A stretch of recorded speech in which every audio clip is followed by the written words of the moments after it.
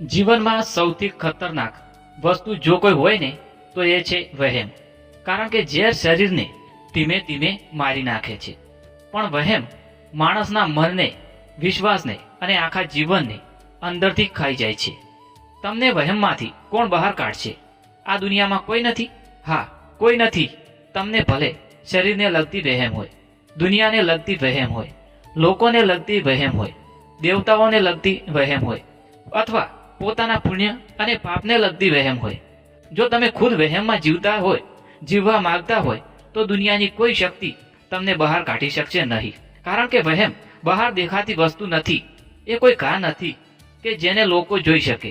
વહેમ તો મનની અંદર ઊભી થયેલી એક અંધારી દુનિયા છે, એક એવો ખોટો ફોટો છે જે તમારું મગજ વારંવાર તમને બતાવતું રહે છે, અને ધીમે ધીમે તમે એ ખોટા ફોટાને જ સત્ય માનવા લાગો છો. પછી માણસ સત્યથી દૂર ભાગવા લાગે છે, દરેક વસ્તુમાં શંકા જોવા લાગે છે, દરેક વ્યક્તિ ખોટી લાગવા લાગે છે, દરેક પરિસ્થિતિમાં ડર દેખાવા લાગે છે.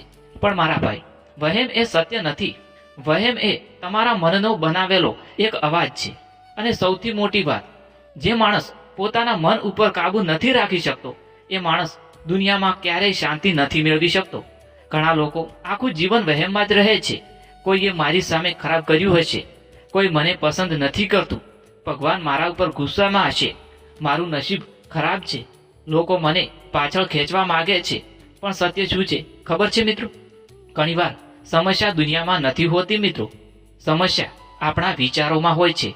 શ્રી કૃષ્ણ કહે છે મિત્રો, મનુષ્યનું મન જ તેનું મિત્ર છે, અને મનુષ્યનું મન જ તેનો સૌથી મોટો શત્રુ છે. જો મનને સાચી દિશા આપશો તો એ મન તમને શાંતિ આપશે, પણ જો મનને વહેમ અને ડરથી ભરશો તો એ જ મન તમને અંદરથી તોડી નાખશે મિત્રો. એટલે જીવનમાં એક વાત હંમેશા યાદ રાખજો, દરેક વિચાર સાચો નથી હોતો, દરેક ડર સત્ય નથી હોતો, અને દરેક વહેમ હકીકત નથી હોતો. થોડું શાંતિથી બેસો, પોતાના મનને સમજો, સત્યને જુઓ, અને જે વસ્તુનો કોઈ પુરાવો નથી એ તમારા જીવન ઉપર રાજ ન કરી શકે તેનું ધ્યાન રાખજો. ધન્યવાદ દોસ્તો.